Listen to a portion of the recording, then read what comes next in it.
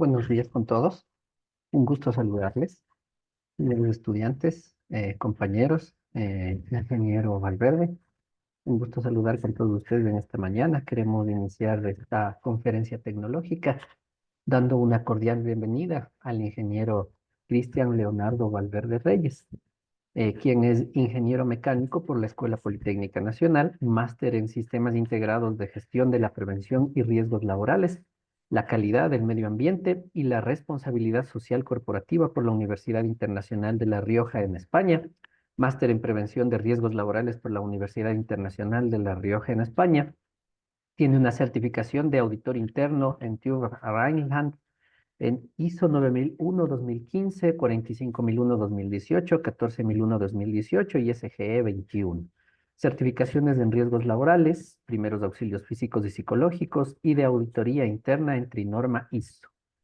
Su experiencia laboral es del diseño y construcción de máquinas para la industria metalmecánica, diseño, construcción y montaje de sistemas mecánicos para vallas publicitarias con movimiento, técnico y supervisor de seguridad y salud ocupacional en obras para servicio privado y público, técnico en seguridad y salud ocupacional en construcción de galpones, fabricación de tanques, construcción y ampliación de viviendas usando estructura metálica, técnico en seguridad y salud ocupacional en remodelación de locales comerciales y técnico en seguridad y salud ocupacional en obras de repavimentación en Quito, construcción del nuevo sistema de alcantarizado de Tumbaco.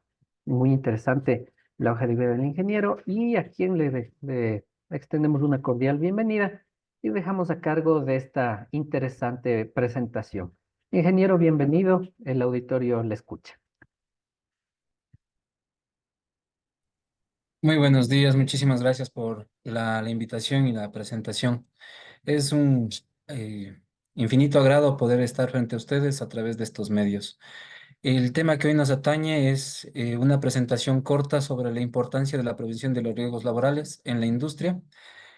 Lo que voy a exponer a continuación es un pedazo de la formación y la adquisición de conocimiento que se ha producido en estos años de trabajo en diferentes industrias, como ustedes escucharon. Es parte también de el desarrollo enfocado hacia la parte de construcción y las obras civiles y metalmecánica que también tienen una comunión. Primero, eh, quisiera aclarar algunos conceptos, perdón. ¿Qué es la prevención de riesgos laborales?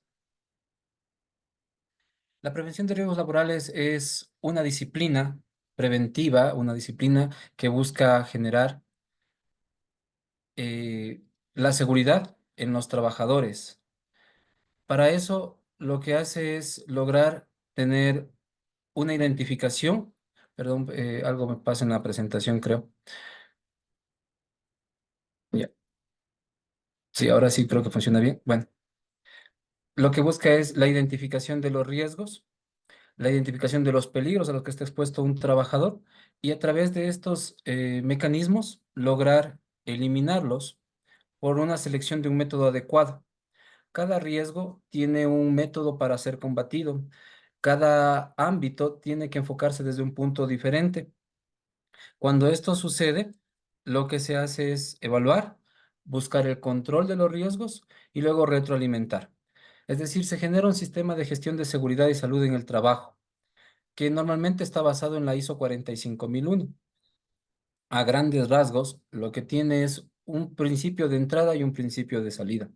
En la entrada hay que definir el contexto de la organización, comprender realmente qué está haciendo cada empresa, qué actividades realiza la empresa, cuáles son sus puntos fuertes, sus puntos débiles, cuál es su mercado, comprender quiénes son las partes interesadas, quiénes son sus competidores, no en el ánimo de entender la competencia como un punto malsano, más bien es lo opuesto, porque la competencia empresarialmente lo que impulsa es a mejorar. Entonces, ¿cuáles son sus competidores? Definir esto es bastante importante y determinar cuáles son los alcances definitivos del sistema de gestión, del sistema de seguridad y salud en el trabajo. Cuando se comprende exactamente cuáles son las funciones, cuáles son los principios que llevan a esta empresa a desempeñarse, se puede establecer muy claramente el sistema de gestión, que es la rueda central de esto, que normalmente se basa en el ciclo de Deming, el ciclo de de 4 puntos que lo voy a explicar después. Y las salidas son los resultados del sistema de gestión. El ciclo de mejora continua tiene 4 partes, como dije hace un momento. La primera parte es planear. ¿Qué van a planear? Hay que planear las actividades que se van a realizar luego. ¿Cómo planean en seguridad o cómo se planea en seguridad? Se planea a través de la matriz hiper, la matriz de riesgos, buscando los requisitos legales y los compromisos a los que se somete una organización o una empresa, los objetivos de las acciones y los objetivos de la planificación en general, y cómo estas acciones van a llevarse a cabo, para luego llevarlas a la ejecución. Cuando se hace la matriz, muchas veces son matrices hermosas porque el papel aguanta todo. Pero, ¿cómo podemos llevar esta planificación a la realidad? ¿Qué medios los voy a necesitar? Es parte de la gestión que necesito hacer. Y de ahí viene el análisis de mis recursos. ¿Necesito mis recursos a disposición enteramente? ¿Estos recursos son insuficientes o son suficientes? ¿Se necesita una contratación externa tal vez? Y si esta contratación externa va a llevar a cabo cierta parte de las obras, ¿qué condiciones van a cumplir para poderlas aceptar? ¿Cuáles son las características que tengo que hacer? Todo esto viene en la parte de hacer. Y luego se verifica. Lo que se verifica, se mide, se puede mejorar. La evaluación del desempeño de las partes interesadas, de los trabajadores, de mandos medios, de todos ellos, van a permitir hacer un ciclo eficiente. Entonces, hay que hacer auditorías de seguimiento, auditorías internas, auditorías externas en muchos casos cuando se tienen sistemas certificados externamente, y debe haber una revisión con alcances muy claros, con medidas muy claras para que se pueda mejorar. Cada vez que se encuentre algo a mejorar, se debe actuar. Se ejecutan las medidas, se ejecuta el índice de accidentes, las medidas correctivas para buscar, en definitiva, la mejora continua. Todo esto se puede ejecutar siempre y cuando exista liderazgo y participación de los trabajadores. Debe haber un liderazgo de la gerencia, debe haber un liderazgo de los mandos medios y debe haber una participación activa de los trabajadores. Si no se ejecutan estas cosas, si estos requisitos no están en comunión, el ciclo de mejora continua es un ciclo muy bonito, como dije hace un momento, en papel, porque en papel todo se puede hacer. Cuando el liderazgo ejecuta acciones enfocadas hacia la prevención, se nota. Existe realmente un cambio en la organización y en las empresas. Hablando sobre conceptos básicos relacionados a la prevención, hay que definir lo que significa peligro.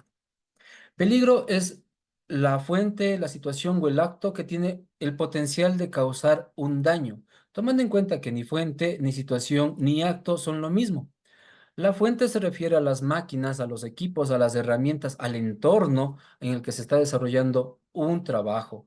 La situación es cómo ese entorno, o cada vez que me tengo que enfrentar a ese entorno, me puede perjudicar. No es lo mismo caminar sobre una plataforma estable, asegurada, certificada, que caminar sobre una plataforma inestable, caminar sobre piso mojado. Son situaciones totalmente diferentes y los actos son las acciones que lleva a cabo la persona. Por ejemplo, es muy típico en la industria que le quiten la guarda a las amoladoras.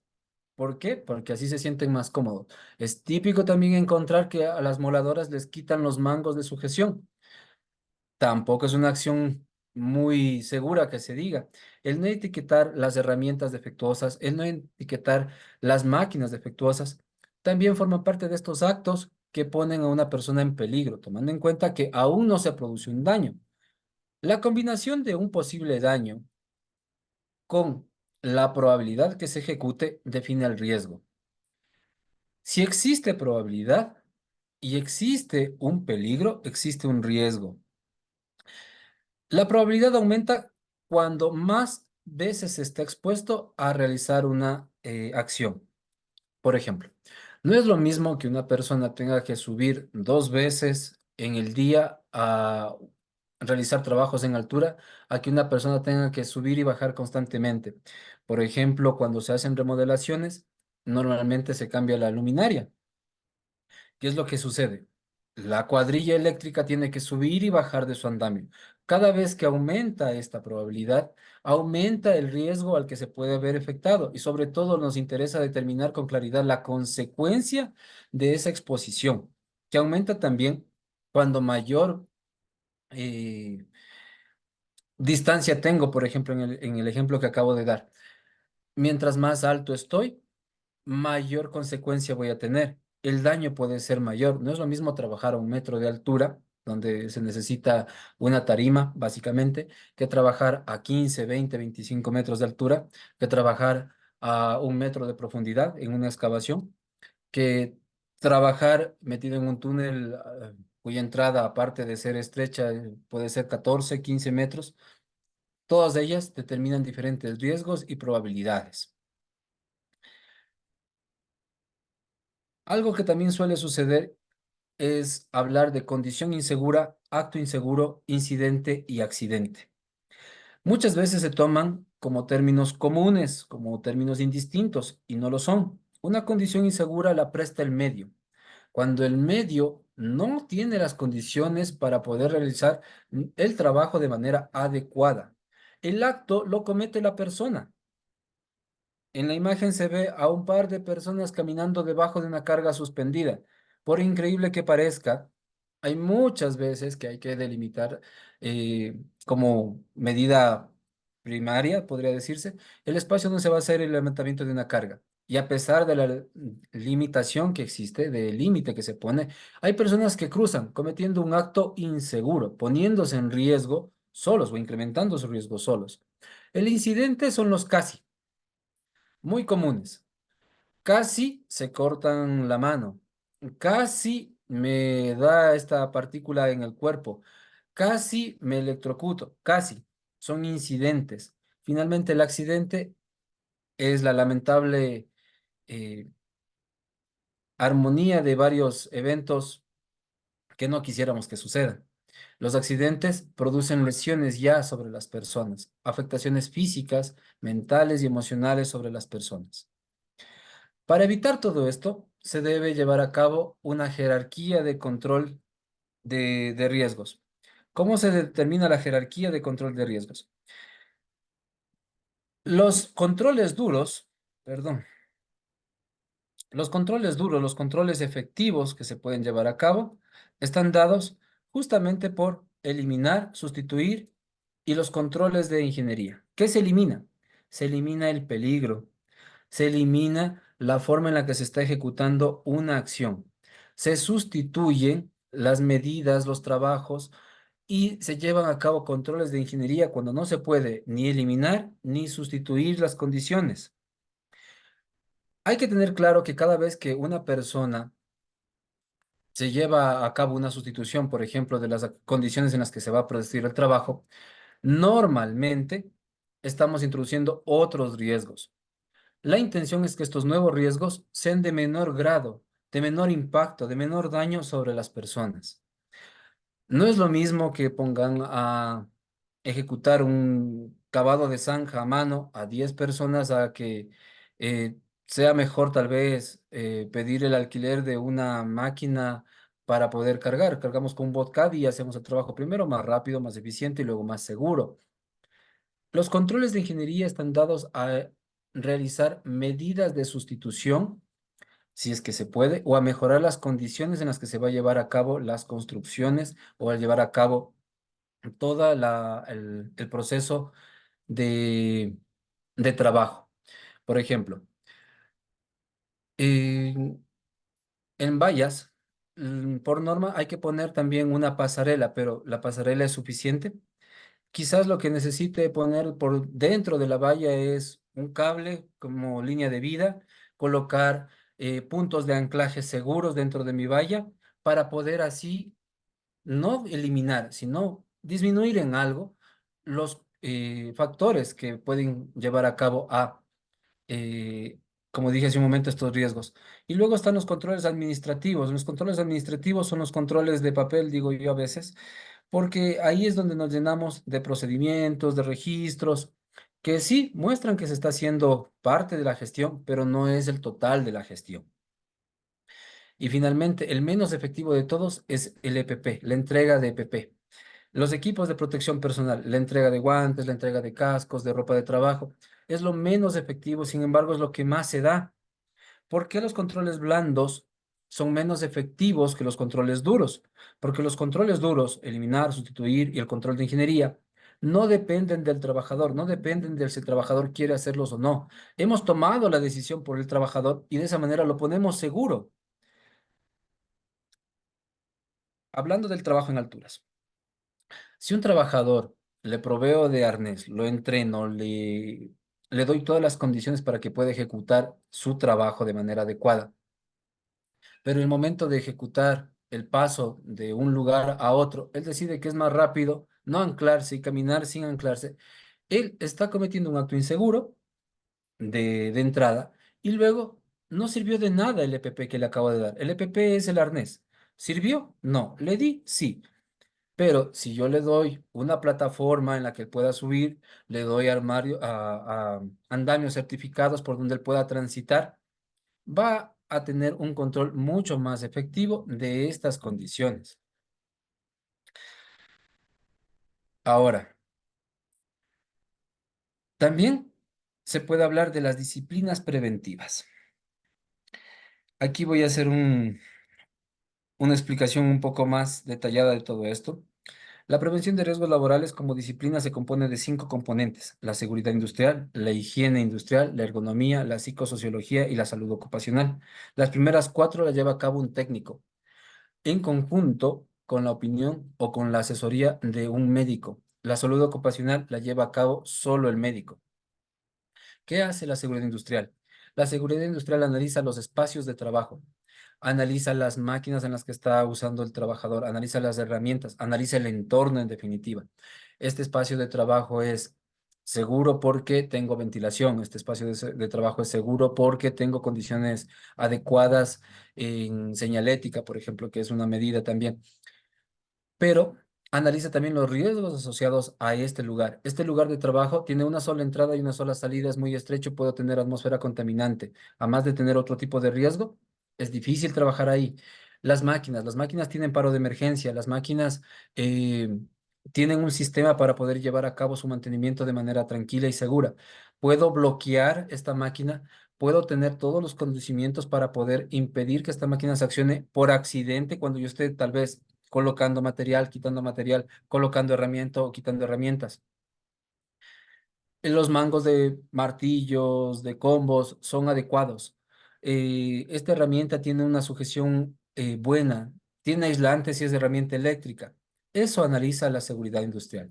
La higiene industrial analiza factores como el ruido, las vibraciones, la temperatura, es decir, analiza energías en primera instancia, energías físicas. También analiza los riesgos producidos por contaminantes biológicos, contaminantes químicos, teniendo cada uno de estos un factor, una manera de medirse. Por ejemplo, para el ruido, ¿qué se hace? Existen 2 formas. Podemos medir el ruido ambiental localizado en el que está infectado un trabajador y luego el ruido que se genera cerca a él.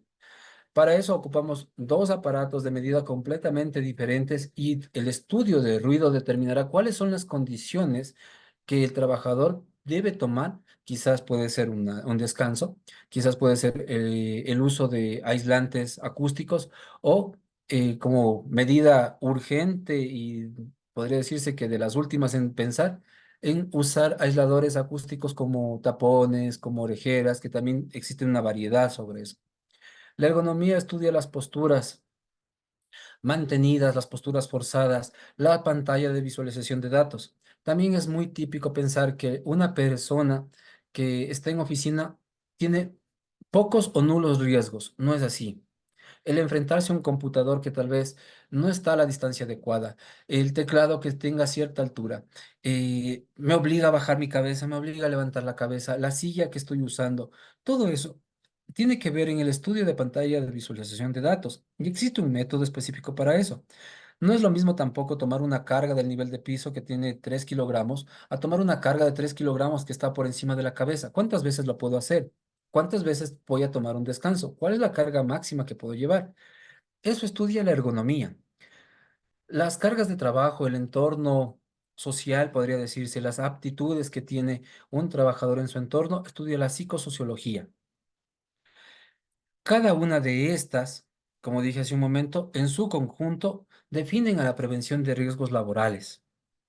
No se puede llevar a cabo un trabajo analizando solo una de estas, porque está siempre, en sea cual sea el trabajo, expuesto a más de un factor.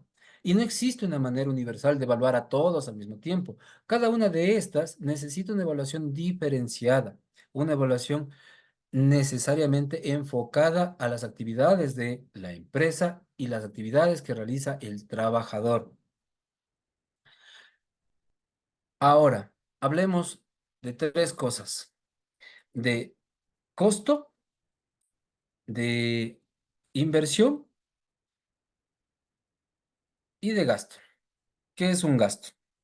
Un gasto es la cantidad de dinero que se desembolsa para cumplir una necesidad y que no trae réditos económicos, que no trae en su uso una ventaja. Por ejemplo, el cafecito en una tienda es un gasto, por supuesto. Si ese café no fue de negocios, fue un gasto. La inversión, por otra parte, es una actividad económica que su objeto principal es obtener un beneficio de cualquier tipo en un plazo, en un espacio de tiempo. Y el costo es el desembolso económico que se debe llevar a cabo para que la producción se genere, para que se pueda producir. Sin estas tres palabras claramente definidas, hablar con la gerencia, por ejemplo, puede ser complicado. Desde el punto de vista de la prevención, poner en términos económicos a cosas intangibles resulta ser un punto difícil a cumplir. ¿Por qué? Hablar, por ejemplo, de estabilidad mental es difícil hablarlo en términos económicos, pero es necesario. Hablar de tranquilidad y de buen ambiente de trabajo es necesario, pero la empresa le cuesta, la empresa tiene un costo, la empresa va a invertir o la empresa gasta. Todo depende de cómo se lleve a cabo la prevención de riesgos en cada una de estas empresas. Hablemos de estadísticas que van a poner en claro cómo se desenvuelve el mundo. Primero, hablando de economía, la población, la humanidad pierde del 4 al 6% del Producto Interno Bruto mundial atendiendo problemas relacionados a seguridad de salud ocupacional por una ineficiente práctica de estas. No sé si se dimensiona la cantidad de dinero, pero hablando de la producción mundial, había leído que esto bien puede ser el Producto Interno Bruto de varios países y incluso, perdón, e incluso llevarlos a tener estabilidad económica.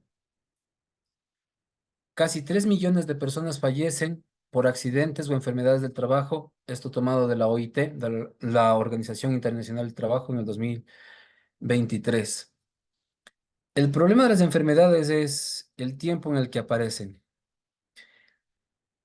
Estudios demuestran que iniciativas bien planteadas pueden reducir el ausentismo laboral en un 27% y el costo de salud de un trabajador en un 26%.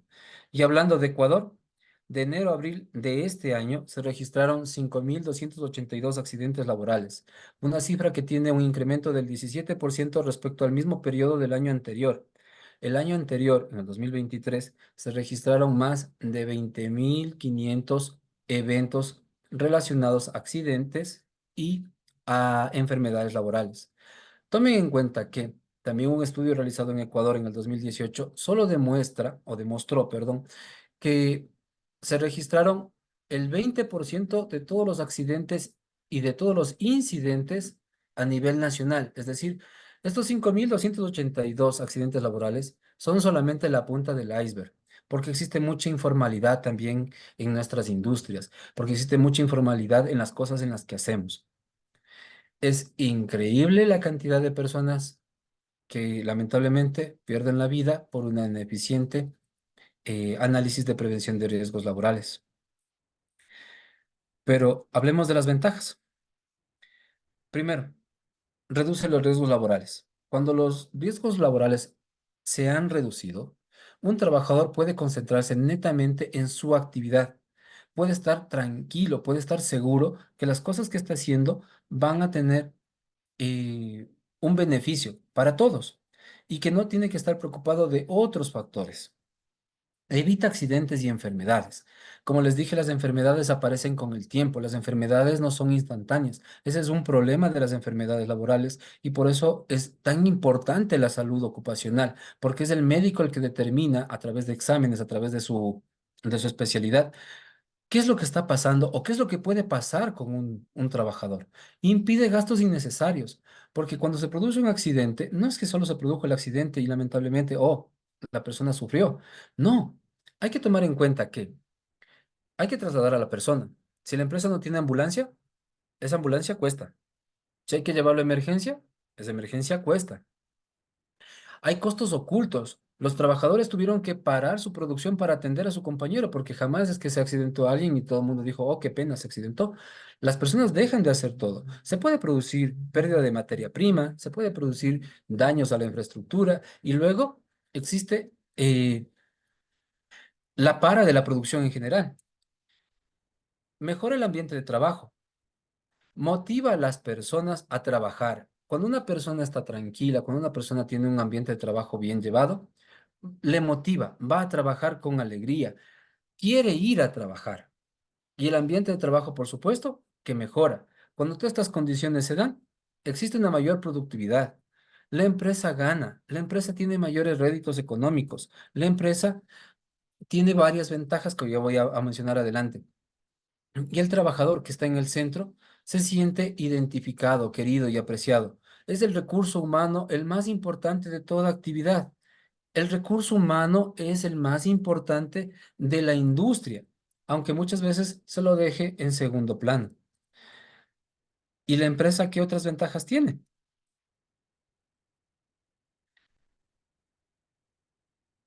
Evita problemas legales para empezar. Ay, perdón. No sé qué está pasando. Es problemas técnicos propios de estas condiciones.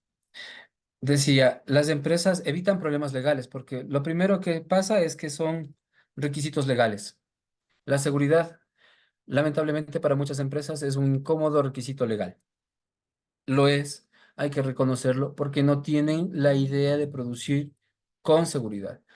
Y este tipo de empresarios, lejos de aumentar sus ingresos, más bien los ve reducidos, porque no tienen el enfoque adecuado.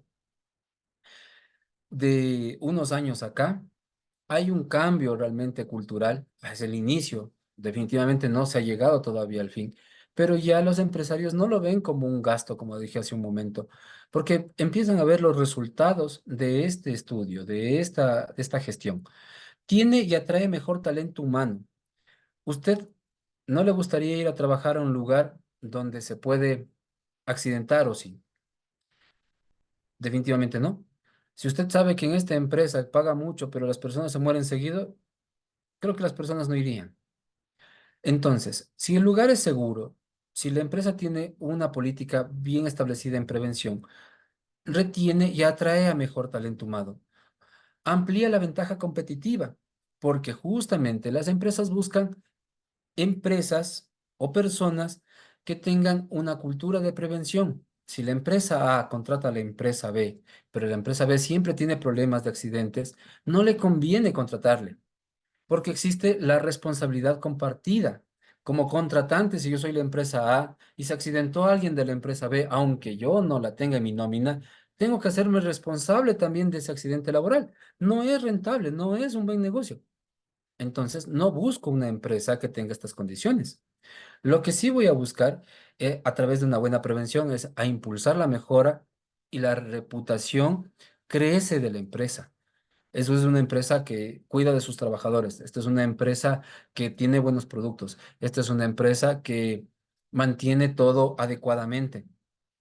Impacta con los resultados que obtiene. Ha terminado todo y en tiempo récord. Ha terminado todo y sin ningún incidente. Ha terminado todo y todos sanos. Y mejora las relaciones empresariales. Como dije hace un momento, a las empresas les interesa mantener relaciones con empresas que no tienen ningún problema.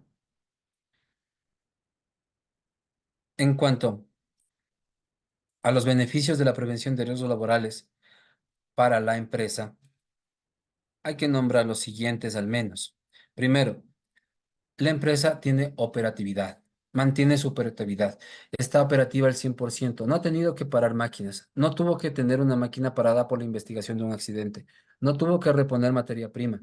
Sus trabajadores se encuentran en lo que interesa, producción, siempre y cuando lo estén haciendo de manera segura. Ahorran en atenciones médicas. Muchas empresas tienen seguros privados. Cada vez que se produce un accidente, la prima sube. No hay ese gasto. La prevención de riesgos permite ahorrar en esos gastos, que son gastos si no se hace bien la prevención. La imagen empresarial se vuelve fuerte. La empresa es estable. No solamente cuida ya un aspecto, cuida otros. Está eh, muy en auge en Ecuador, sobre todo Colombia y Perú. Colombia y Perú con algunos pasos más por delante de nosotros en este aspecto, el cuidado de tres cosas: la prevención de riesgos laborales, la calidad y el medio ambiente, es decir, ISO 9001, ISO 45001, ISO 14001. Y ahora en Ecuador, afortunadamente, le están dando la visión a otro aspecto importante: cómo cuidamos la energía, la ISO 50001 es otra medida. Cuando estas cosas pasan, mejora en definitiva la calidad de los productos. Los trabajadores se sienten cuidados, como dije hace un momento, y los trabajadores cuidan la calidad que están llevando. Cuando un trabajador tiene la tranquilidad y el respaldo de la empresa, que no solamente se ve, como dije hace un momento, en la entrega de PPs, se ve en otros tipos de aspectos, en preguntarle: Juan, ¿cómo te sientes hoy? Juan, ¿cómo está tu familia? Por decir un nombre genérico, en preguntarle al trabajador en otros aspectos, cuidarlo integralmente, el trabajador dice: yo voy a todas. Dígame qué hay que hacer, yo lo hago. ¿Cómo vamos a hacer? Yo lo hago. Y sobre todo, maximiza los tiempos de producción. Por como se vea, la empresa se vuelve más eficiente. ¿Y cuáles son los beneficios para el trabajador? Para el trabajador se tienen los siguientes beneficios, igual al menos. Primero, tiene motivación para realizar su trabajo. Se siente querido, se siente respaldado, se siente motivado para hacer su trabajo de la mejor manera. Existe estabilidad y tranquilidad familiar.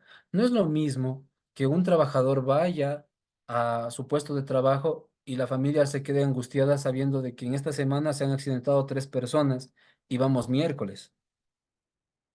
¿Será el cuarto mi familiar? ¿Será que nadie más se accidenta? Esa tranquilidad, esa estabilidad hace que el trabajador se concentre completamente en sus actividades. Pero si está pensando en qué pasa en mi familia, qué pasa en la empresa, cómo están las cosas aquí, no va a poder producir de la misma forma. Se conserva la integridad física. El trabajador mantiene sus condiciones físicas para poder llevar a cabo todas sus actividades de manera adecuada. Busca crecimiento personal y profesional. Dicen: esta empresa me han tratado bien, yo me voy a especializar en tales condiciones para llevar más allá mi formación, más allá a la empresa, porque en verdad hay sí una frase muy usada por muchas empresas que no en todas se cumple. Por fortuna les puedo decir que en las últimas empresas donde yo he estado, esta frase de somos una familia sí es así, pero no es el general, no es el común denominador industrial. Y sobre todo tiene estabilidad económica, porque no es lo mismo que reciba todo su sueldo y lo puede invertir en diferentes cosas personales, a tener que destinar un 25, un 35, un 50 o quizás más, quizás todo su sueldo en tratar de buscar su estabilidad física a través de rehabilitaciones, a recuperarse económicamente a través de medicamentos, a tener que pagar cirugías para tratar de volver a estar en condiciones para poder trabajar. Todas estas condiciones son beneficios de la prevención de riesgos laborales.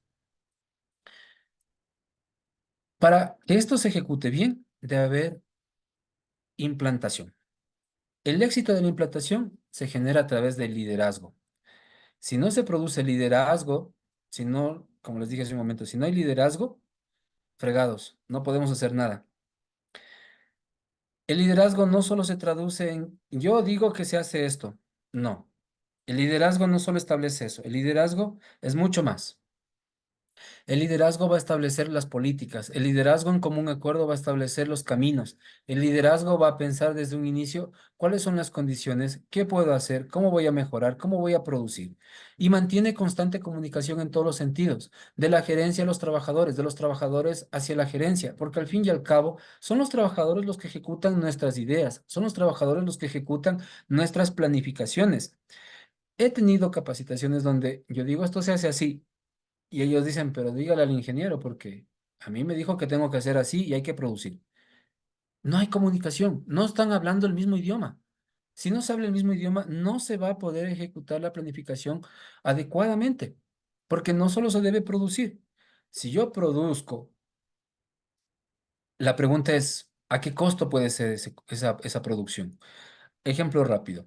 En una industria pesquera, a un amigo que trabaja en esta industria ya por varios años, más de 14, le dio un par de guantes a su trabajador. Su trabajador se sentía incómodo. ¿Cuánto cuestan los guantes? Un valor pequeño, $5, porque son guantes diferentes, son guantes industriales para la actividad propia que va a realizar el trabajador. Como se sentía incómodo porque nunca en su vida había usado guantes, el trabajador se ha quitado. El jefe de operaciones del área lo vio porque le interesaba producir. Se cortó. Por emergencia fue hacia el IES. El IES hizo lo que debe hacer, establecer por qué se produjo el corte y dijo, bueno, esto es un pequeño accidente de trabajo, lo es, porque hay una afectación física sobre el trabajador, y la investigación llevó como resultado a que la empresa tenga que pagar una indemnización al trabajador. ¿Cuánto costó la indemnización? Cerca de $2.000. ¿Cuánto cuestan los guantes? 5. La indemnización, 2.000. ¿Produjo? Sí. ¿A qué costo? ¿La producción de ese día justifica pagar $2.000 de indemnización o no? Esas son las cuestiones que debemos plantear para que se produzca un exitoso sistema de gestión. Debe haber también participación de los trabajadores, porque tampoco de nada sirve que la autoridad empresarial quiera, que los mandos medios quieran. Si el trabajador al fin y al cabo no se pone el arnés, si el trabajador usa gorra y luego casco, si el trabajador no le gusta hacer las actividades que se planificaron en materia de prevención, el trabajador también tiene que estar comprometido para realizar todas estas acciones. Hay que asegurar los recursos para implementar correctamente el sistema de gestión. Asignar los recursos no solo son recursos económicos, es asignar recursos materiales, es asignar personal, es asignar condiciones para que se pueda llevar a cabo esto.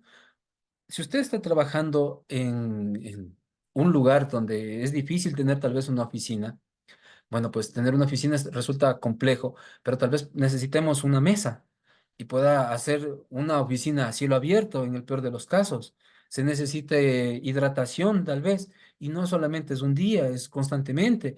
Y esas preocupaciones empresariales que vienen de la mano del liderazgo, hacen que la implantación sea correcta. Como dije hace un momento, yo he tenido la fortuna de trabajar en lugares donde estas cuestiones son llevadas a cabo de la mejor manera, donde las personas dicen, sí, esto es lo que hay que hacer, estas planificaciones las tenemos que hacer, e incluso antes de nuestras intervenciones, habían reuniones donde decían, ¿cómo se va a hacer?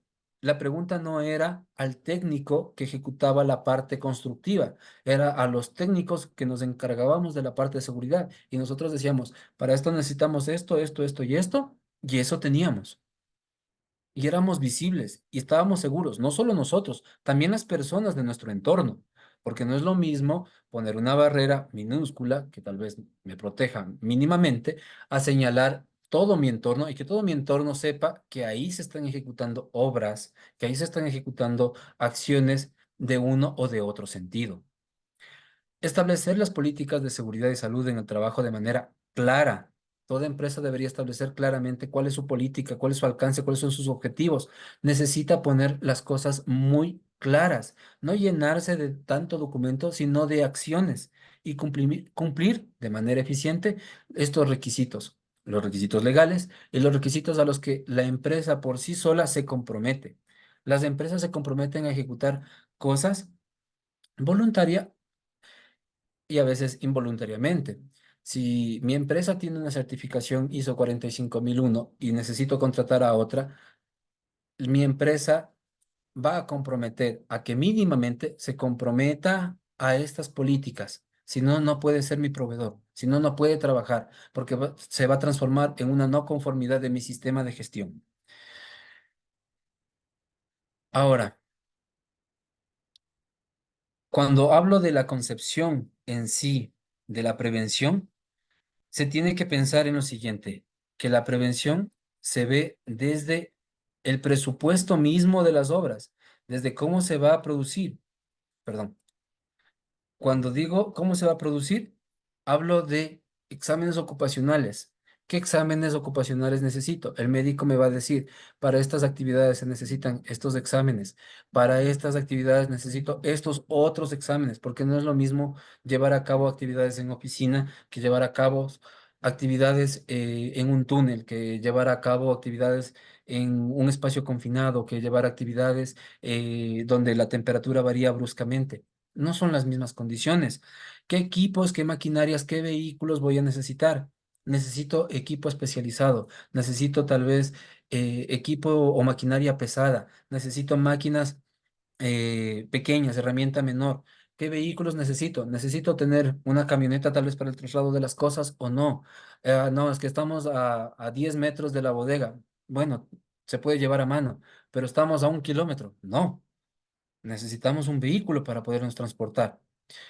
¿Cuáles son los equipos de protección colectiva y cuáles son los equipos de protección personal? Esto se define incluso, miren, antes de contratar al personal, antes de averiguar con qué equipo humano voy a trabajar, ya está definido qué equipo de protección personal va a usar el albañil, qué equipo de protección personal va a usar el soldador, qué equipo de protección personal va a usar cada una de las personas involucradas en la obra, qué equipos de protección colectivos que priman sobre los equipos de protección personal voy a ocupar.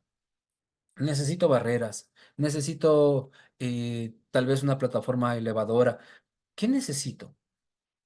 Eso debe estar implícitamente puesto en los presupuestos, ya no como una parte aislada de la prevención, sino como una necesidad de la prevención. Cuando se ejecuta la obra, cuando se piensa en la obra, debe pensarse en un presupuesto asignado a la prevención. Entonces, que luego se tenga que comprar ciertas cosas, no debe ser una sorpresa, pues, para la parte económica de la empresa. Es una necesidad que ya fue pensada, es una necesidad que ya fue planeada. Dicho sea de paso, los equipos de protección colectiva no solamente son los extintores y la señalética. Mucho cuidado más bien en pensar que solamente eso es un equipo de protección colectivo. Hay muchas más cosas que se deben hacer. Como dije hace un momento, la colocación de barreras, tal vez señalar previamente, 10 metros antes, que voy a intervenir una vía, señalar con cinta claramente, no en el filo donde se va a producir el trabajo, de alturas tal vez, o donde estoy construyendo, sino cercar el entorno suele ser una medida preventiva colectiva.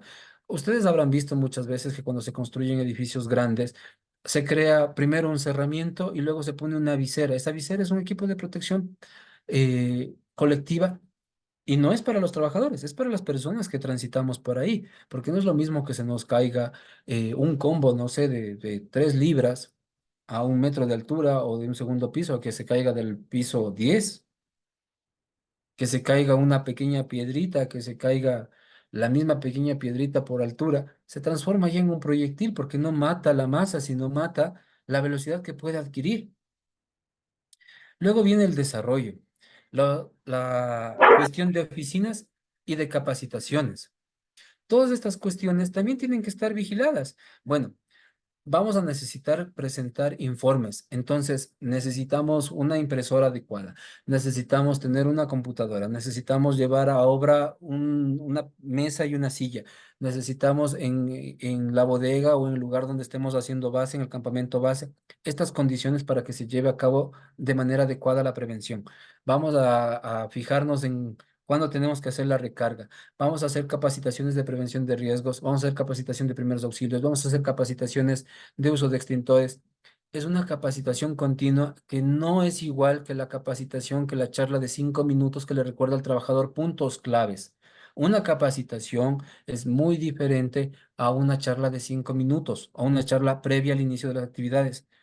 Y muchas veces no son efectivas, no son llevadas a cabo con la misma mentalidad. También existen costos asociados a la producción que recaen sobre el presupuesto de prevención. Por ejemplo, comunicación. Hay eh, obras, sobre todo cuando se trabaja en altura, que usted, por más que quiera, no puede hacerlas sin comunicación.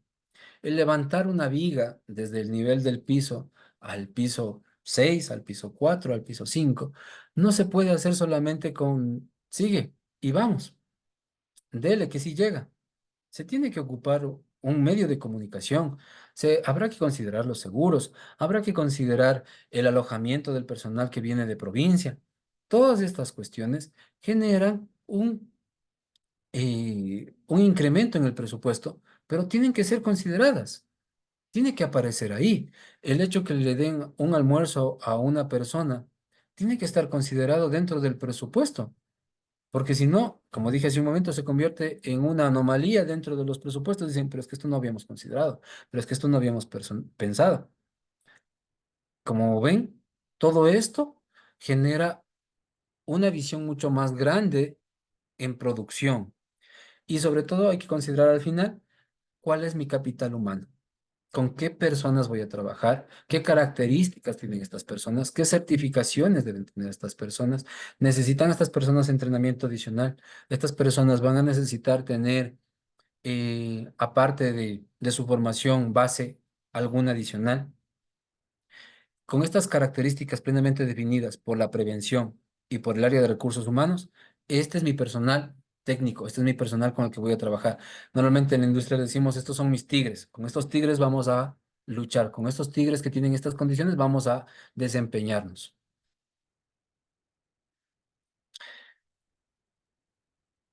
Bueno, ¿con qué herramientas mido si soy efectivo o no? ¿Con qué herramientas yo puedo decir si todos los recursos que han sido asignados están siendo efectivos o no? Estas herramientas para medir son los indicadores. Indicadores de resultados, indicadores de desempeño, indicadores reactivos, proactivos, indicadores de eficacia y de eficiencia. ¿Cuándo veo mis indicadores de resultados? Cuando comparo mis objetivos iniciales con las condiciones en las que estoy desarrollando mi actividad. Inicialmente tenía esto, quiero alcanzar esto. ¿Y cómo voy? Porque un objetivo no solamente debe estar planteado de manera general para la documentación, no, un objetivo debe ser medible, debe ser alcanzable, debe tener planificación. Y en mi planificación voy viendo, ¿estoy cumpliendo mi objetivo o no? Este indicador de resultado me sirve para tomar decisiones. ¿Qué decisiones estoy haciendo bien? ¿Qué decisiones estoy tomando mal? ¿Qué decisiones están afectando al desenvolvimiento de la correcta implementación de este sistema de gestión? Indicadores de desempeño. Los indicadores de desempeño aparecen normalmente cuando se hacen auditorías internas y representan una oportunidad de mejora. Yo creo que estoy haciendo todo bien, hago una auditoría interna y resulta que no, que en este punto, que en este departamento, que en esta área, que en este punto de la producción, no estoy siendo eficiente. Entonces, hay que mejorar. ¿Cómo voy a mejorar? Aplicando esto y esto. Ahí se definen las actividades para mejorar. Los indicadores reactivos y proactivos son los que más usamos, lamentablemente, pero son los menos eficientes, porque un indicador reactivo se produce después de que ya se produjo un accidente. Y si el accidente es fatal, ¿cómo vamos a llamar a la familia y decir, ¿sabe qué? Su familiar ya no va a volver. ¿Qué medidas vamos a tomar? Sí hay que tomar medidas para que no se pueda buscar otro fallecimiento, otro accidente, pero ya se produjo un daño. Entonces no soy eficiente. Los proactivos buscan o se esfuerzan por evitar estos riesgos, por evitar llegar a tener este accidente, pero son buenos, están siendo eficientes, están siendo eficaces. Ahí es donde vamos a ver la capacidad para aprovechar los recursos que a través de gerencia llegan a las diferentes áreas. ¿Están siendo bien llevados? ¿Están siendo efectivos? ¿Están siendo bien aprovechados? ¿En qué porcentaje los estoy aprovechando? ¿Quién gana? Definitivamente con la prevención gana el trabajador porque mejora su calidad de vida. Cuando el trabajador gana en calidad de vida, gana en emoción, gana en estabilidad mental, gana en su parte económica, gana porque él está seguro y sano, está sano. El empresario gana porque su empresa es rentable, porque no tiene gastos ocultos que nos fueron pensados. Tomen en cuenta algo, por accidentes laborales y por incidentes laborales. En Inglaterra se hizo un estudio donde se representa, o donde una de las conclusiones fue que para el 2018 se gastaba más, 20 veces más, corrigiendo incidentes que accidentes. Es decir, pocos accidentes, pero ¿cuánto estoy perdiendo si no llevo a cabo una correcta realización de la prevención de riesgos laborales? Si se hace bien, el empresario gana. No tiene que pagar indemnizaciones, el empresario no tiene que pagar eh, a nueva formación. El empresario tiene mejor recurso humano. La sociedad va a ganar porque tiene mejores condiciones. Cuando el trabajador, el empresario también invierten en la sociedad. ¿De qué manera invierte? Invierte en educación, invierte en una casa, invierte en un vehículo, porque tiene las condiciones para hacerlo.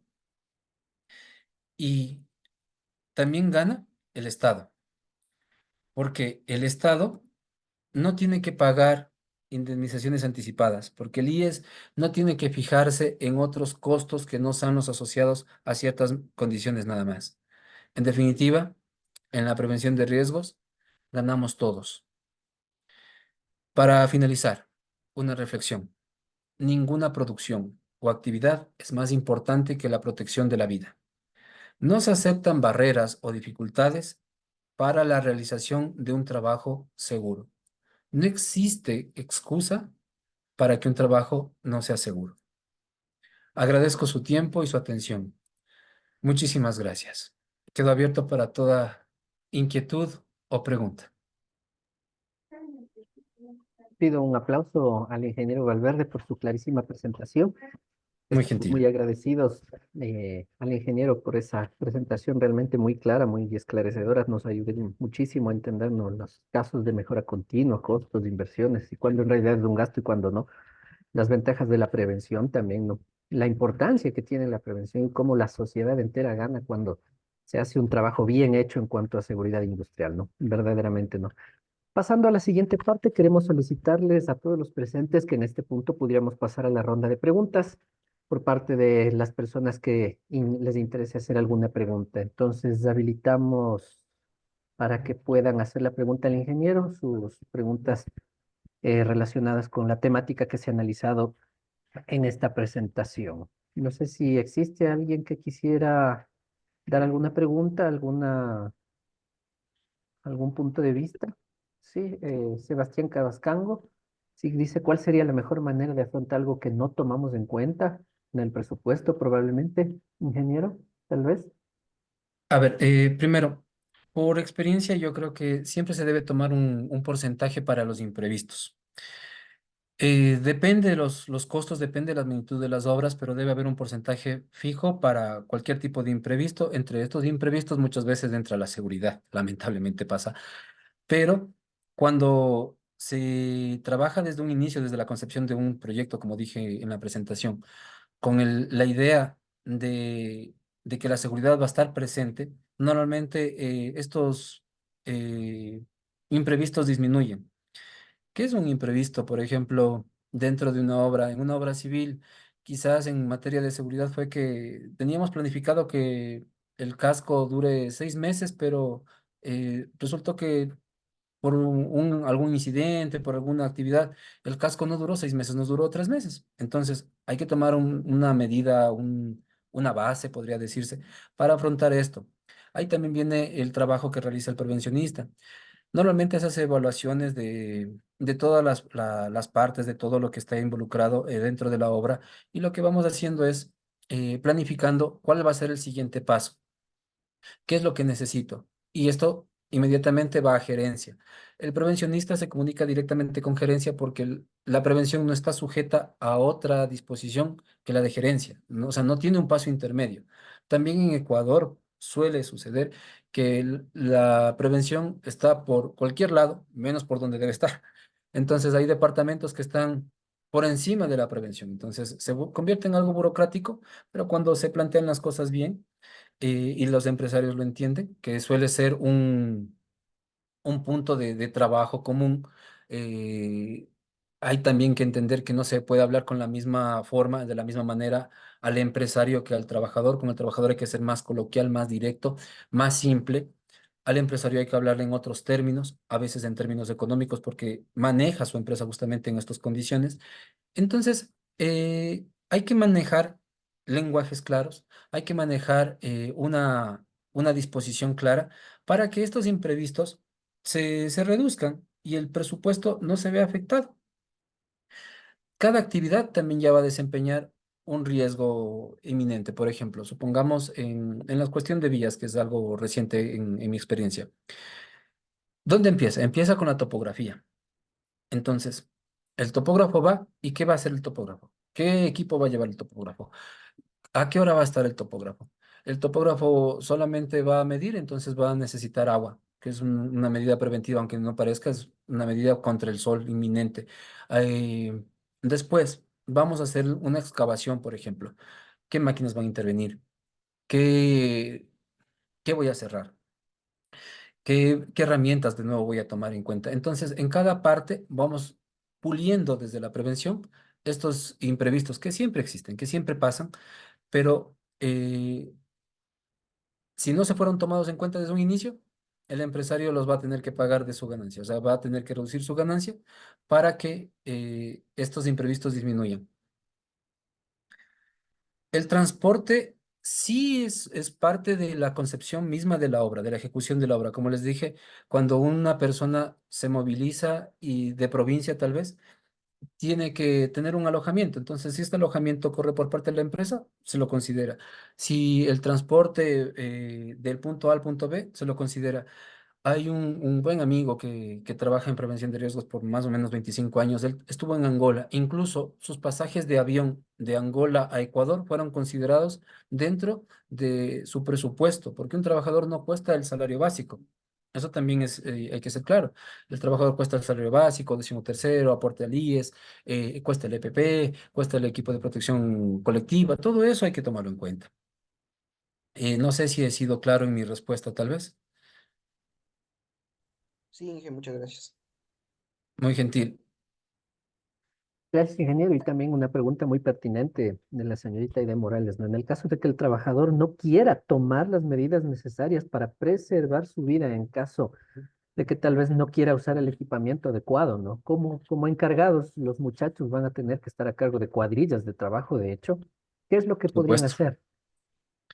A ver, desde la experiencia. Primero, como les dije hace un momento, no todos tienen la misma formación, no todos tienen el mismo pensamiento, entonces hay que tener tino para hablar con ellos. Primera cosa. Luego, yo sí he tenido este caso donde el trabajador me dice, por ejemplo, cuando son contrataciones externas, pero usted no es mi jefe. Con esa grosería, contestarle y decirle, es que tiene que hacerme caso, va a resultar difícil. Pero yo apunto a la lógica. Entonces, lo que yo normalmente hago es decirles, a ver, no se pone esto, bueno, usted es el que va a ser afectado, tal vez le cae esto o le muestro los riesgos, los peligros a los que está enfrentado y le muestro cuál sería la condición, porque al final del día todos salen a trabajar con la idea de volver a casa, con la idea de que alguien nos espere en casa. Y no es justo que ese alguien sea papá, mamá, hermanos, novio, novia, perrito por último, no nos vuelva a ver o nos vea en condiciones que no son adecuadas. Lo viví cuando tenía más o menos 21 años y estuve al frente de uno de mis primeros trabajos. Un maestro mayor tenía casi 50. Imagínense un chico de 20 tener que decirle así no se hacen las cosas a alguien de 50 y la respuesta primaria fue así lo hemos hecho siempre, así se hace siempre aquí y nunca nos pasa nada. Si definitivamente alguien no quiere hacerles caso, yo creo que es mejor decirle, ¿sabe qué? Busque otro lugar donde esté menos expuesto, pero vaya vivo, vaya entero, vaya sano, a quedarse aquí y que usted enfrente condiciones inseguras. Este choque normalmente, llevarlos a qué pasaría si ellos no están, a que tal vez no van a tener las mismas condiciones que tienen en esta empresa que en otra, lleva a que el trabajador cambie. Y luego es un trabajo de concientización largo, pesado y continuo. Por eso les decía que se hacen charlas de 5 minutos al empezar la jornada. En esas charlas no solamente se habla sobre qué van a hacer productivamente, sino qué punto de la cultura de seguridad van a reforzar. Tal vez van a reforzar el uso de PP, tal vez van a reforzar el trato con respeto, porque a veces se tratan irrespetuosamente. Entonces, ¿qué condiciones de seguridad van a mejorar? Cuando esas condiciones empiezan a mejorar, que como les dije, no es de un día para el otro, ya después cada vez son menos peleas. Pero yo les recomiendo hablar en sus términos, usando la lógica, y si es que ya no se puede por ningún camino, lo mejor es separar el elemento. Es mejor, como dije hace un momento, que busque otro trabajo a tener que llamar a la familia y decir, su familiar nunca más va a volver.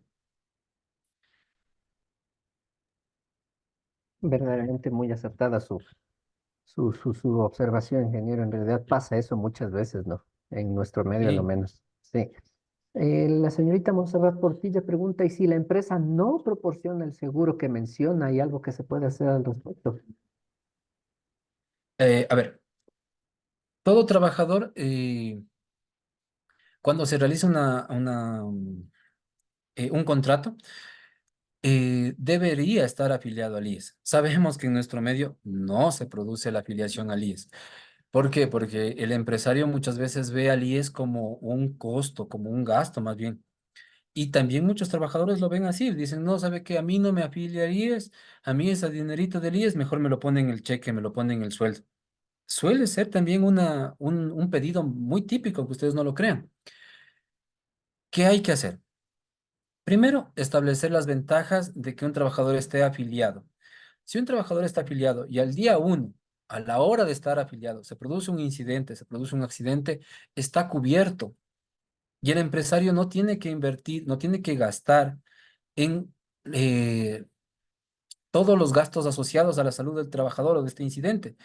Si el trabajador se accidenta y demuestra una relación de dependencia con el empresario, con la persona contratante, tiene serias consecuencias. Si se produce muerte, incluso puede haber consecuencias penales. O sea, tranquilamente se puede ir por homicidio o por asesinato, que no es lo mismo, el empresario a la cárcel. Un homicidio es cuando se produce la muerte de una persona de manera involuntaria, y asesinato cuando existió la voluntad de matar a alguien. Eh, a ver, aclarando el concepto de asesinato. Si Marcos quiere matar a Pedro, lo espera con pistola y le da 20 disparos y luego lo acuchilla para asegurarse, no puede llegar a una corte y decir no lo quise matar, existió la intención. Ahí fue asesinato. Pero si Marcos y Pedro están jugando por la calle, Marco empuja a Pedro, Pedro se cae y se muere, eso fue un homicidio. Entonces, las acciones penales también son muy serias, que no se habla tampoco en nuestro medio, se las desprecia, pero son y existen. Entonces, lo mejor es mostrarle al empresario la ventaja que tiene cumplir la ley. Decirle al empresario, mire, usted puede perder en estos sentidos y va a ganar en este otro. Definitivamente no es una pérdida. Muchas gracias, ingeniero, ¿no? Anderson Mariscal pregunta, en caso de que ocurra un accidente y fallezca una persona, ¿cómo se determina la culpa? Si fue del operador de la máquina o cuál es la remuneración que se le daría.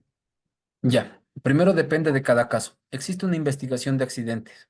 Lo primero que se hace es la investigación. Cuando se investiga el accidente, se establece cuáles fueron los indicios de responsabilidad, quién llevó a cabo qué acciones estuvieron de acuerdo a las planificaciones y qué acciones no. Existió avisos, existieron notificaciones o no. eh, si la máquina, por ejemplo, tuvo paro de emergencia. existen varias circunstancias que se van aclarando. Las investigaciones se hacen de manera interna y se hacen también a través del IES. Cuando existen juicios, incluso se contratan peritos especializados para que ellos hagan la determinación o lleven la pericia a cabo y determinen quién tuvo el indicio de responsabilidad a través de un informe. Finalmente, quién dirá quién tuvo la culpa, la lleva a cabo la autoridad competente. Pero, eh, por ejemplo, en una de las obras en las que estuve, tuve que impedir la entrada de una volqueta porque sus llantas estaban lisas. Primero, una volqueta no es una máquina pequeña, es una tremenda máquina. Cuando vino el dueño de la compañía de volquetas, me reclamó que por qué no entró su volqueta, si su volqueta sí está bien, tiene llantas. El punto no era si tenía o no las llantas. El punto es que las volquetas no tenía llantas adecuadas para el trabajo. ¿Qué pasa si cae un aguacero y yo dejo que la volqueta cargue y se produzca el accidente? ¿De quién es la culpa? La culpa es de el dueño de la compañía de volquetas porque no se preocupó de su máquina.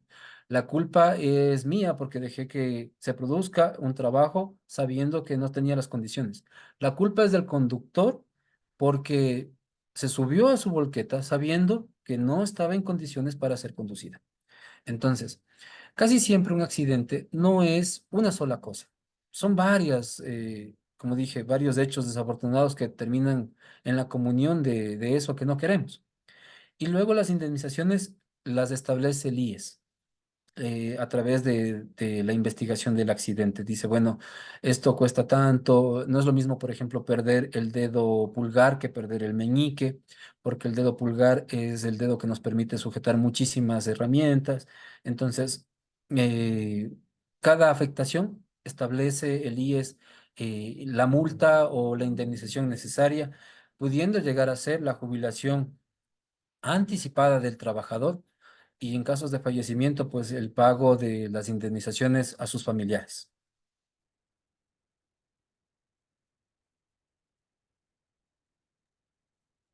Gracias, ingeniero. Jair Tipantiza pregunta, ¿hay multas para una empresa si sus empleados no observan las medidas de seguridad?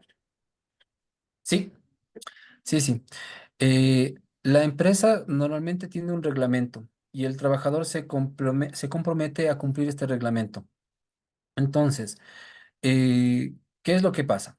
Como dije hace un momento, la prevención no es solo de uno, no es del técnico en prevención, sino de todas las personas que están involucradas. Si como jefe de área, si usted como responsable de cuadrilla ve que alguien no está cumpliendo las condiciones, usted lo que tiene que hacer primero es decirle, bueno, cumpla estas disposiciones. Si definitivamente no se mantiene, yo lo que recomiendo es que se emita un primer llamado de atención formal. Y después se van a producir ya los llamados de atenciones en esa misma índole y como también suele pasar, a veces el trabajador hace caso cuando se le golpea el bolsillo, que también pasa, lamentablemente, pero sí pasa. Cuando hay una multa o cuando hay la amenaza de una multa, entonces el trabajador sí cumple las disposiciones. No creo yo que es el mejor mecanismo. De hecho, a mí me ha dado mejor resultado el diálogo que la multa. Porque por último el trabajador dice, múlteme, total, pero no se produce el cambio de conciencia, o sea, lo va a seguir haciendo. Pero en el diálogo se produce la concientización y el trabajador por último dice, sí, tiene razón. Hay que tener el argumento firme, eso sí, para poder hablar. Hay que escuchar al trabajador, pero el trabajador no va a determinar cómo se van a llevar acciones directivas de la empresa, no puede, no tiene sentido. Gracias, ingeniero. Y se pregunta también Natasha González, ¿de qué manera se puede asegurar que se cumplan las debidas prevenciones en la industria y en qué casos no siempre se cumpliría? A ver, ¿de qué manera se pueden asegurar que se cumplan las medidas? Primero, como dije, hay que tratar de buscar implementar controles duros, controles donde no dependan del trabajador. Por ejemplo, supóngase que usted está a cargo de el montaje de vigas en una superestructura, en un galpón, por ejemplo, y entonces, si usted le deja al trabajador escoger si ponerse o no el arnés, le juro que se para uno y otro encima y ponen el techo, que he visto. Aunque parezca mentira, hay cosas que hacen de este tipo. Pero si usted desde un inicio le dice, bueno, ¿sabe qué? Aquí van a armar el andamio con estas condiciones y van a soldar subidos en el andamio, entonces no le estoy dando al trabajador la opción de que escoja si cumple o no la medida preventiva. Le estoy obligando indirectamente. Si en lugar de decirle al trabajador, ¿sabe qué? Esta losa está descubierta y cualquier cosa puede caerse, pongo barandas, le estoy protegiendo indirectamente y quiera que no, él sabe que tiene un límite, hay una barrera y no se va a acercar. Ya si el trabajador necesariamente se tiene que acercar por X condición, va a hacerlo, pero bajo ciertas condiciones, bajo las condiciones que ustedes establecen en las medidas de prevención. ¿Cuándo no se cumplen? No se cumplen cuando son muy blandos los equipos de control. Me refiero al técnico, al ingeniero responsable, al gerente, a todos ellos. Cuando las medidas son firmes, bien estructuradas, se establecen, se controlan, muy bien determinadas. Eh, de los últimos casos. Como dije, antes de nosotros hacer una intervención en una obra, había una reunión 1 o 2 días antes, de no más media hora, tal vez una hora exagerado, donde decíamos, esto es lo que vamos a hacer, por aquí se va a desviar esto, por aquí vamos a recibir material, por aquí vamos a sacar, aquí va a ser el acopio, aquí va a ser todo esto, y luego comunicamos a los trabajadores. Esto es lo que vamos a hacer. No con toda la explicación, porque muchas cosas no necesitan saber, sino seguir y decirle, esto es lo que hay que hacer y esto es lo que usted va a hacer. Y ya, no es, créanme, en una mala forma. De hecho, es un trato bastante puntual y respetuoso. Por ejemplo, vamos a acabar 10 metros de largo y 1 metro de ancho. ¿Por qué? No importa mucho por qué, pero es lo que vamos a hacer en un inicio. Cuando ya esté aquí, bien, ahora vamos a entibar. Ponemos las protecciones para poder entibar, que de hecho 10 metros es demasiado, ¿no? Se entiba más o menos como 1,20 m, 1,5 m de largo. Entibar es poner una tabla o poner tablas para que se sostenga un murito cuando se hace excavaciones. Entonces, decirle que vamos a ir entibando a medida que vamos bajando o que tal vez se necesite que el trabajador no entre sino una retroexcavadora. No suelen ser muchas, una explicación muy profunda, sino más bien efectiva entre los mandos medios y altos.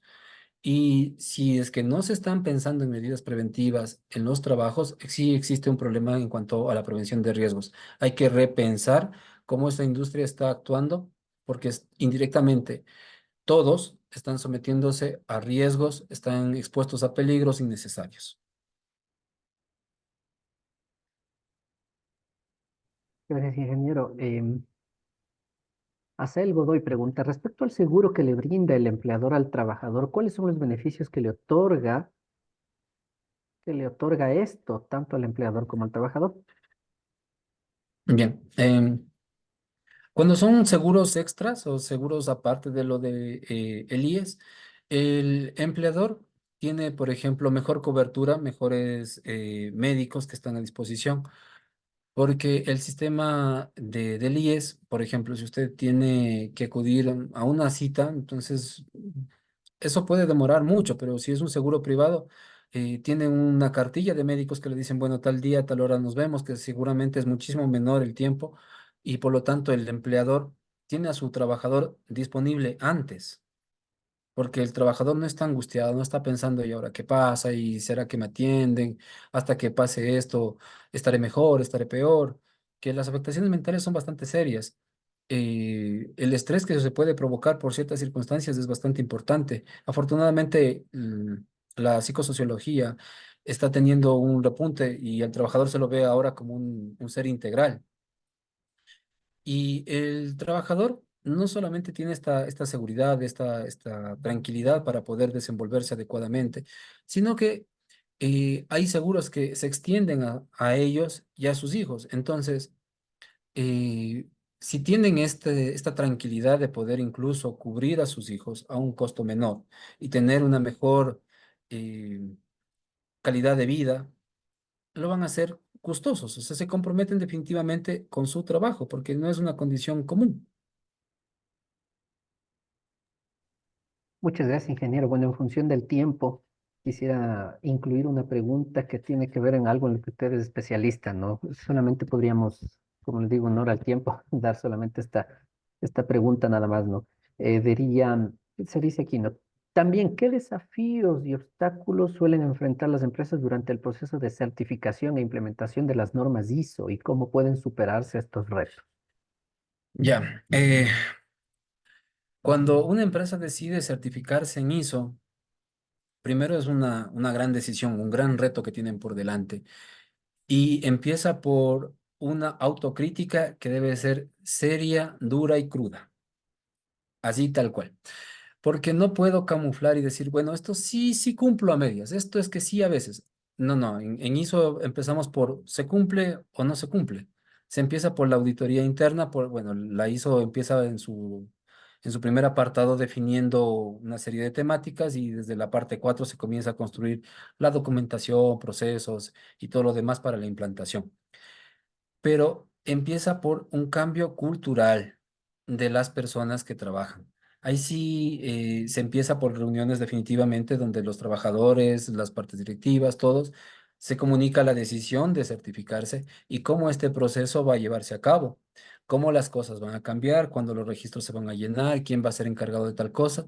Y normalmente las empresas asignan a un grupo que van a ser los encargados de implementar o de generar un control primario. La certificación siempre es a través de una empresa externa y cuando las empresas tienen dificultades para certificarse en primera parte, lo que hacen es contratar a un personal externo, eh, un auditor, un implementador, para que esto se lleve a cabo. Y esta persona direcciona con su experticia hacia dónde va la empresa, cuáles son los nuevos componentes y se ayuda a entender, sobre todo a la empresa, que es una dificultad, realmente cuál es su estructura, porque muchas veces no está clara la estructura dentro de la empresa, cuáles son las funciones, cuál es el organigrama. eh, Cuál es el proceso tampoco suele estar muy claro, pero cuando ya se clarifica, la empresa mejora. ¿Superan estos retos rápidamente? Muchas veces sí, o otras veces no. Un proceso de certificación puede tomar meses, como puede también tomar casi un año o más. Lo importante es que no sea algo que descanse sobre un grupo y nada más, sino sobre toda la organización. Cuando la organización acepta este reto y lo asume con responsabilidad, se convierte en una mejora continua. Siempre todos están buscando qué más van a mejorar, tomando en cuenta los indicadores, bueno, no de seguridad necesariamente, depende del sistema, pero van a mejorar y van a alcanzar una estabilidad, una buena certificación. Cuando ya llega la certificación externa, lo que se hace es emitir el documento que dice, bueno, sí, esta empresa cumple con los parámetros de esta norma.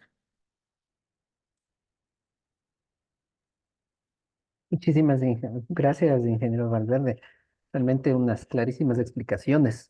Y como Escuela Politécnica Nacional estaremos atentos de poder tener la oportunidad futura de volver a escucharle también. O esperamos en una próxima ocasión igualmente, ¿no?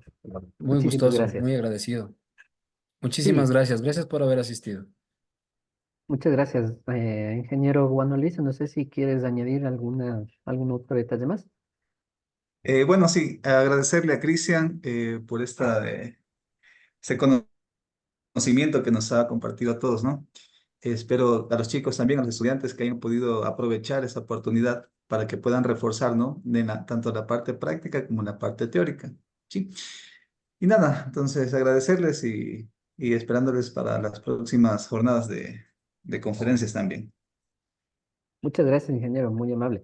Entonces, bueno, Muchas queremos gracias. recordarles también, señoritas y señores estudiantes, el certificado se genera en función de la asistencia. La siguiente conferencia se va a anunciar en los días venideros, por eso todos quienes deseen hacerlo pueden conectarse, inscribirse y obviamente asistir y participar también en la ronda de preguntas, ¿no?